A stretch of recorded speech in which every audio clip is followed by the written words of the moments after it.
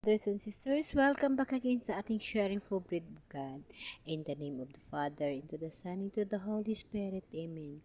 Lord, maraming salamat sa pagkakataong itong binigay mo sa akin upang ako ay makahimaymay sa nakasulat sa Biblia at aking nabigyan ng tamang pag-uunawa at kasama sa aking buhay araw-araw kasama mo, ako ay magbabahagi para sa kaliwanagan ng buhay sa mundo at pangarapin ang buhay na walang hanggan.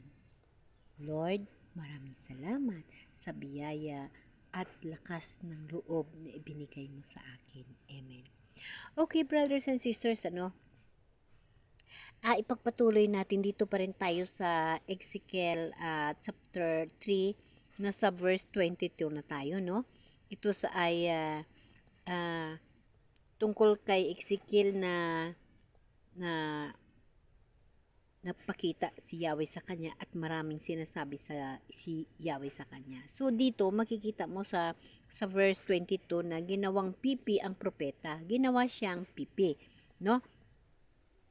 Hinawakan ako ni Yahweh at sinabi sa akin, tumindig ka, magpunta ka sa kapatagan at may sasabihin ako sa iyo. Nagtindig nga ako at nagpunta sa kapatagan. Pagdating doon, nakita ko ang kaniningan ni Yahweh tulad ng nakita ko sa baybayin ng ilog Kibar.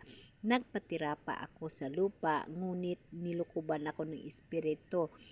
Itinindig ako at sinabi sa akin, umuwi ka at magkulong sa iyong bahay. Doon ay gagapusin ka upang hindi ka makasama sa iyong mga kababayan.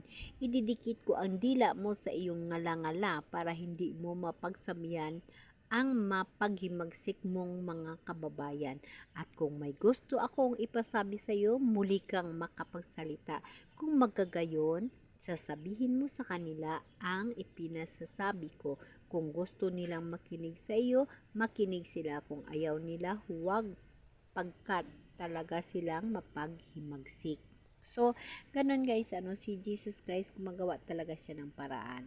No? So, dito, ginawa niyang hindi makapagsalita si Ezekiel dahil na hindi naman nakikinig yung mga pinagsasabihan ni Ezekiel. Hindi sila nakikinig, no? Kasi mismo dito nakalagay dito sa verse 8, ngunit ikaw ang gagawin kong katapat nila, patitigasin ko ang iyong kalooban tulad nila, no? So, ang ulo mo'y patigasin ko higit pa sa batong buhay. Huwag kang matakot sa paghihimagsik sa sambayan na iyon, no? So, ganun. Yung mga propeta kasi, binibigyan ng mahal na Diyos ng lakas ng loob at mismo sila malakas ang kanilang panampalataya upang ipagpatuloy ang pagbahagi ng kautusan ng ating mahal na Diyos na mag-share upang sa mga tao na willing at handang makikinig sa mahal na Diyos. So, ulitin ko, brothers and sisters, ang temple sa mahal na Diyos ay nasa puso natin. Ang temple sa mahal na Diyos sa community, yun yung mga church natin o yung mga community natin na kung saan nagtitipon-tipon tayo para mag-praising God.